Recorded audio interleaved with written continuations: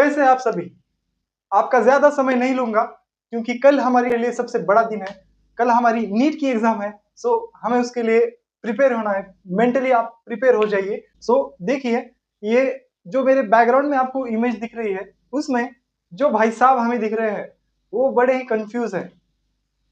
मतलब हम जब एग्ज़ामिनेशन सेंटर में जाके बैठ जाएँगे, उस वक़्त हमें ये तो पता है कि अभी जो एटमॉस्फेयर में जो बढ़ता टेम्परेचर है, उसकी वजह से जो हमारे एग्ज़ाम पे होने वाला इम्पैक्ट है, वो कुछ इस तरह से होने वाला है।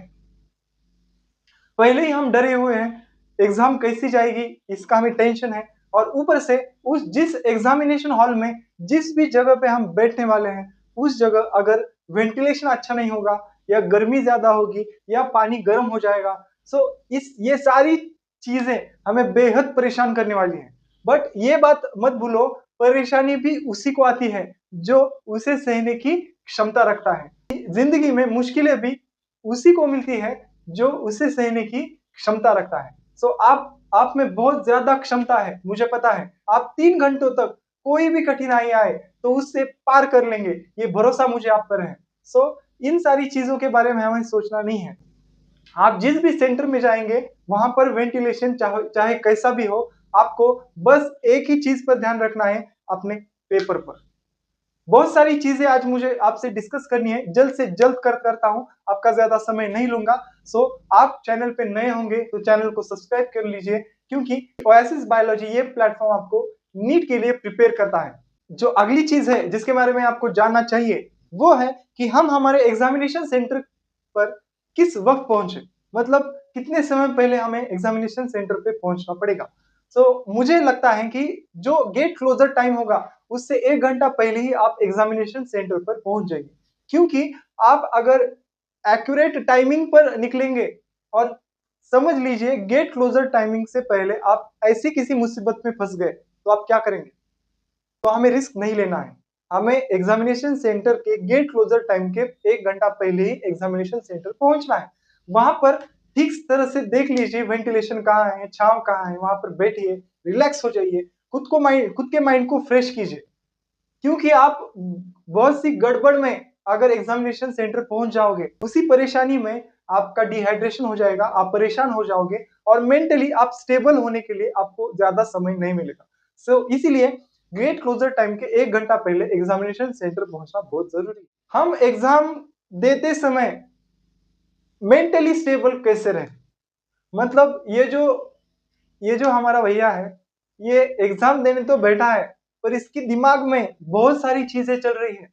कुछ खाने के बारे में, ड्रीम बाइक के बारे में, घूमने के बारे में और और भी बहुत सी चीज़ें हैं, आप देख ही सकते हैं। ये सारी चीज़ें अगर एग्ज़ाम सेंटर के 3 घंटे में सोचते रहोगे, तो सोचिए कि आपका सिलेक्शन कैसे होगा? आपकी एग्ज़ाम अच्छी कैसे जाएगी? आपको एग्ज़ाम देते समय पेपर आपके सामने आएगा, तो उस समय आपको बस ये सोचना है कि जो भी पेपर में आए हुए क्वेश्चन्स हैं, उसमें से ईज़ी क्वेश्चन्स कौन-से हैं, उसे जल्दी से आइसोलेट कर लो और उसे सॉल्व कर लो। और जो भी लेंथी या हार्ड क्वेश्चन्स आपको लगते हैं, उन्हें बाद में सॉल्व करने के लिए आइसोलेट करके रख लो। ये चीज़ मत भूलना, जो भी क्वेश्चन्स हमें ईज़ी जाते हैं, उन क्वेश्चन्स को सॉल्व करते समय हमें ये ध्यान रखना है कि हमसे सिली मिस्टेक ना हो जाए। ये था हमारा थर्ड पॉइंट।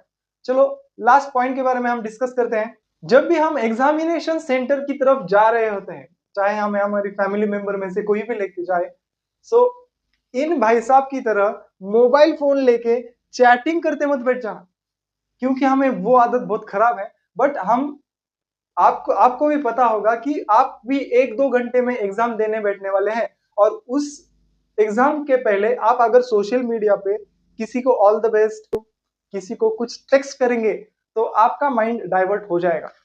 ये देखिए, आपके सारे दोस्त, जो भी आपके दोस्त होंगे, वो अच्छे से एग्जाम देने वाले हैं। एग्जाम अगर उनको बेस्ट विश करना है तो अभी कर लीजिए। अभी जब आप सोने से पहले आप उन्हें बेस्ट विश कर लीजिए, पर कल सुबह आपको बस कुछ भी नहीं पढ़ना, आपको बस एकदम फ्री माइंड से एक लंबी सांस लेनी है और फ्री माइंड से एग्जामिनेशन सेंटर पहुंचना है। कुछ भी नहीं सोचना, कुछ भी डिस्ट्रैक्शन के बारे में हमें सोचना नहीं है। जल्दी से जल्दी उठना है, फ्रेश होना है और हमें एग्जामिनेशन सेंटर के पास पहुंचना है। बस इन चीजों को याद रखिए। और आज आज आपका 11th-12th प्रिपरेशन का आखिरी दिन है। आज आप जल्दी सो जाइए।